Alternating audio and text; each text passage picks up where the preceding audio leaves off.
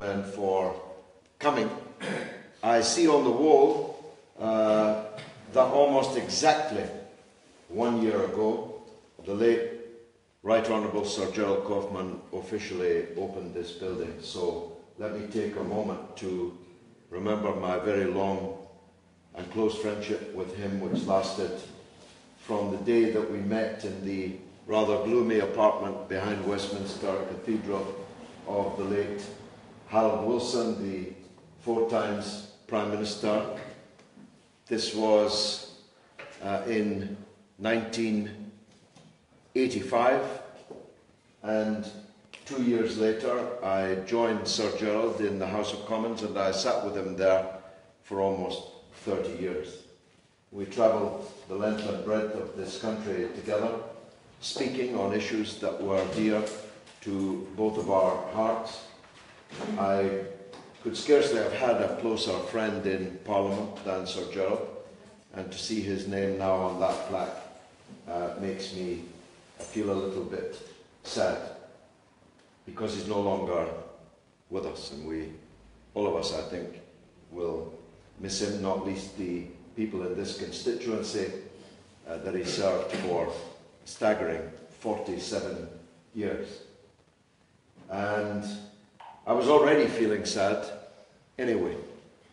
And although I'm going to, I promise you, turn to local issues, I hope you will forgive me if I spend a few moments talking about the overarching atmosphere that we now convene together under, which has led to the cancellation of open street campaigning, and we ourselves will not be campaigning on the streets today because of the mass murder that took place in London yesterday, following as it does on an even bigger act of mass murder in Manchester 2 weeks ago, which followed in turn the previous month.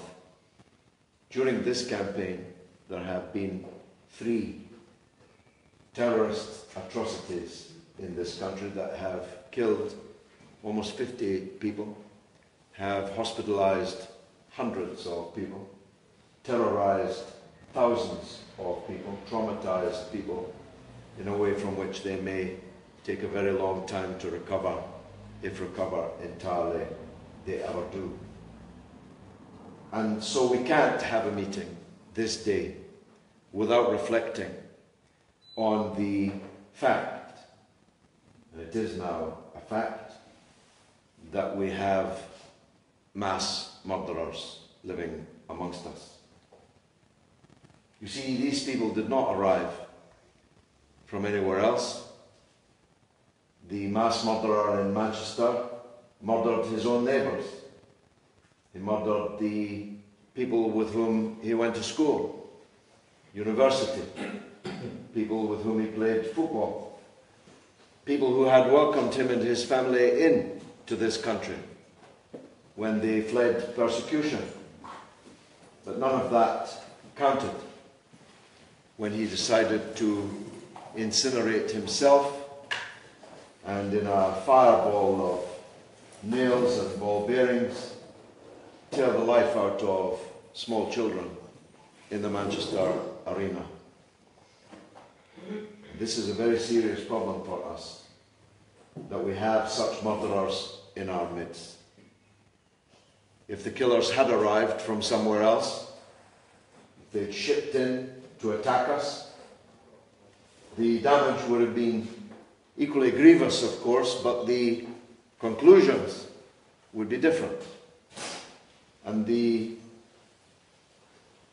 slogan of "Pray for Manchester, pray for London," of unity and solidarity, and all of these very fine ideas and words are necessary, but they're not sufficient. We have to get a grip on the security situation in this country, and we have not yet got a grip of that situation. The streets, the venues, are not safe from these terrorist murderers, someone who is ready to exchange their lives for the lives of as many others that they can take with them, is a very difficult enemy to fight. But fight them we must. Identify them we must. Disrupt them we must. Infiltrate them we must. Because although the road to this hell has been paved with many things, none of which are left unidentified in the course of that journey, the road which led us to this is quite easily tracked and traced, and I'm one of those, along with Jeremy Corbyn and some small number of others in the British Parliament, did track and trace at the time. But this is not the time to concentrate on those, because whilst avoiding the things which led to this is important, crushing what is now is equally important. Because we can't accept that our children should be murdered. I have 4 children under 10. I can't accept that I'm living in a country where they might be slaughtered in such a way, God forbid. And neither can any of you in regard to your own children or your grandchildren. So get to grips with this. We simply must. We have no choice about that. Tears, which are natural, will not solve this. Just crying about what is happening will not solve it. We need concrete measures and men and women who can seriously get a grip on this security situation. I apologise to those who have just come in, might have expected me to be speaking about the nighttime economy and the problems in Rusholme, and I shall. But we cannot ignore the circumstances in which this meeting is taking place today. We need more police. Instead, we have 20,000 fewer than we had in 2010. Imagine, as our security situation became more and more precarious, we sacked more and more police officers, including armed police officers, including sniffer dog teams. Can you believe it? Teams that were trained to sniff out explosives were decommissioned and their officers sacked as part of the police cuts. Our fire service has been cut, even though, like last night, when there is an emergency, after the police, it's the fire service that we need. Our National Health Service, including paramedics, have been under fantastic pressure of real-time cuts. And yet, after the police and the firefighters, who do we need next? We need people to be there on London Bridge or at the Manchester Arena, attending to the dying and the hideously injured. There's no getting away from this. I'd be lying to you if I didn't deal with it. We need more police. We need more firefighters. We need better funded health care and health services. And we need better border control and border guards. I don't know who the mass murderers last night were. Sky News are saying they were Pakistanis from East London, and there have been 12 arrests in Barking. We'll have to wait to see their names and whether they were born here or whether they came here. But whichever and whoever, it's very obvious that we have lost control of this situation. 3 terrorist attacks in 3 months. This is war. I'm sorry to use that word, but this is war. The fact that other wars helped fuel this war is obvious. And I was one of the main leaders of the movement against those wars. But that doesn't absolve us of our responsibility to defend our people in this war, here, on our own soil, in our own streets. So we need more police. We need smarter police. This child killer from Fallowfield was reported 5 times to the authorities. 5 times. Including by a member of his own family. Including from the imam in his own mosque. And yet still, he was able to travel freely back and forward to Syria, which is now, to Libya rather, which is now a nest of ISIS and Al-Qaeda. He was able to go there, train as a terrorist, and come back and forward, back and forward. Even though 5 times he'd been reported as someone on the road to the kind of fanatic extremism that exploded at the Manchester Arena. So we need more police, we need smarter police. We need intelligence, and we need more intelligent intelligence. Intelligence that doesn't make matters worse, but makes matters better. Allows us to disrupt, infiltrate, report on people who have murder in their heart. So, never confuse me with a liberal. I've been saying that for decades. I am not a liberal when it comes to law and order, when it comes to terrorism. I'd shoot these people down dead myself, if I could, as the police admirably did in just 8 minutes from the first emergency call last night for the falling of the last terrorist. But we have to get a grip of this security situation. Now the election is going ahead on Thursday, as it must, because of course these attacks are timed to undermine the election, undermine the democracy, Stephen, that you spoke of in the beginning, to try and get us to suspend our democracy, suspend our way of life. But we will not do that. And so the election goes ahead on Thursday as it must. Although, of course, it will now be quite a different election over the next 3 days, dominated by these issues of which I speak now. But that doesn't mean that the constituency issues cannot be aired and debated, which was the original reason why we convened this meeting, why Stephen convened this meeting, and probably the original reason why you decided to come to it. I'll be frank with you, and I can't avoid this political point because I'm running in the election. I'm asking you for your votes. Manchester's great, world class, but this constituency has been left behind.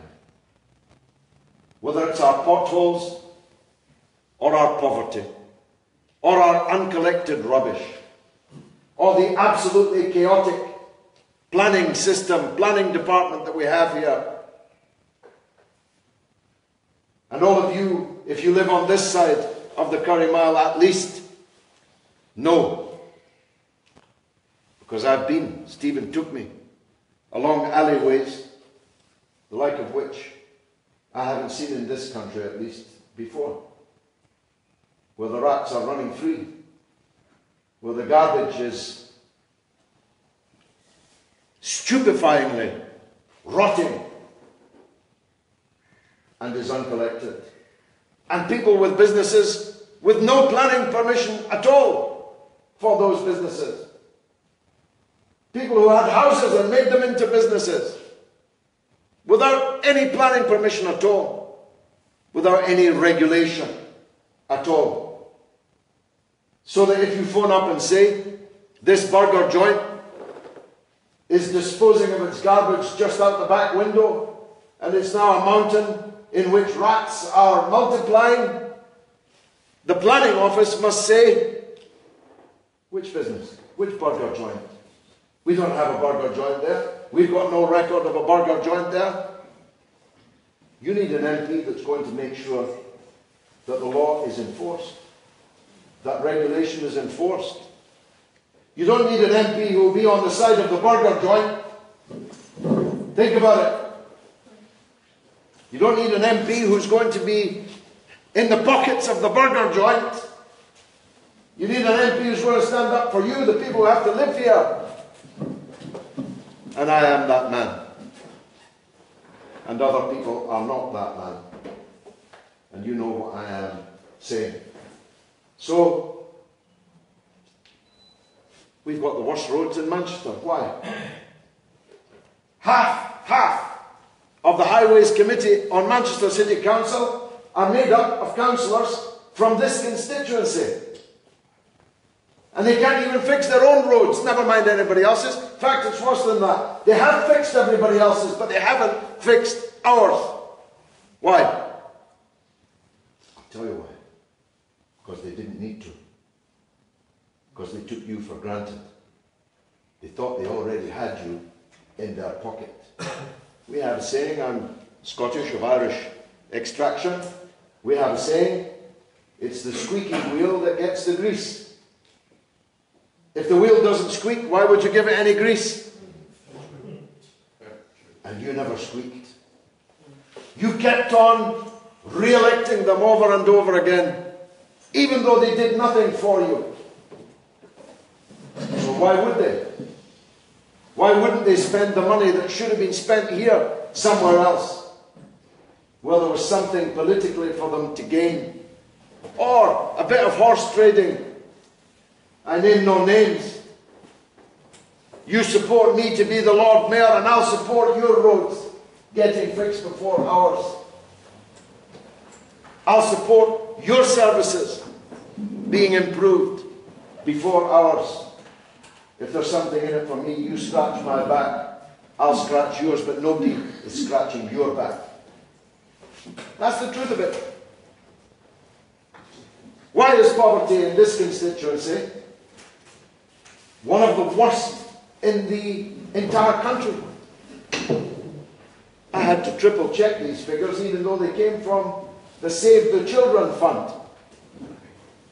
Don't get much higher than the Save the Children Fund. 44% of the children in this constituency are officially living in capital C, capital P, child poverty. 44%. Almost 1 in 2 of the children here are in child poverty. Even more extraordinarily, 74% of the families here are officially classed as low-income families. In Manchester, the second city in England, one of the richest countries in the world. Almost 3/4 of our families are low-income families, and almost half of our children are living in child poverty. Why? And what have your political representatives done about it? Not enough, obviously. Not enough. In fact, they don't even talk about it. One of the councillors at a meeting we attended in Rusholme just a week or two ago said he was sick and tired of hearing about the problems in Gorton, Manchester Gorton constituency, which includes Rusholme. I said, you might be sick and tired of it, but you're not as sick and tired as the people who are suffering it. Yeah. They're even more sick and tired of it than you are. The question is, what are you doing about it? Nothing. And the truth is, they're doing nothing about it. And why? Because they didn't have to. So, this area needs a change. To me, that's screamingly obvious. It needs a change. Because, as Einstein said, doing the same thing over and over again and expecting a different result is a sign of madness. If you do the same thing over and over again, you'll always get the same result. And the same result is failure. These people have failed you. And now they've put up Afzal Khan, who's a creature of their own machine. An apparatchik from their own machine, with no distinguishing characteristics whatsoever. If you think he's going to change things here in Rusholme, well, good luck to you. Because I'm perfectly certain that he will not. I'm perfectly certain that if you elect Afzal Khan, absolutely nothing will change here. But if you elect me, everybody will sit up and take notice. Everybody will know about it.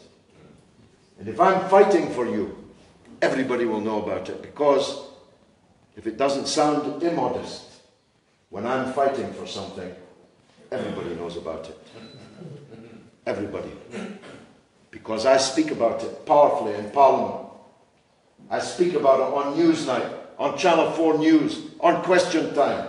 Andy fancy Afzal Khan on Question Time? They wouldn't dream of inviting him on, and if they did, nobody would understand what he was saying. That's the truth of it. And you know it. It's a brutal, hard truth. But it's the truth of it. When I'm fighting for something, everybody knows about it. And if I'm fighting for you, everybody will know about it. Now, for good or bad, your ward is dominated by the nighttime economy. And there's not much you can do about that, and it does bring money and employment and so on into the area. And we don't want to damage that. But we won't have the people who live here paying the price for other people's profits in the nighttime economy. We won't have rubbish dumped by the nighttime economy on you. We won't have roads unrepaired. In fact, we want a premium for living in the area of a nighttime economy. We want the city to pay us compensation in services for living in an area of the nighttime economy. After all, it's the city as a whole that benefits. When I walk along Curry Mile, as I do, how many people do I meet, do you meet, from outside of Manchester who've come into Manchester to spend their money? That's wonderful. But the city needs to compensate you for the difficulties of living cheek by jowl with a nighttime economy. That means your services should be better than the services other people enjoy. Not worse, but better. And you all know that in fact they're worse. You are getting, proverbially, the wrong end of the stick here. And that's not good enough. And if I'm the MP, I'll make sure that everything changes. Thanks very much for coming.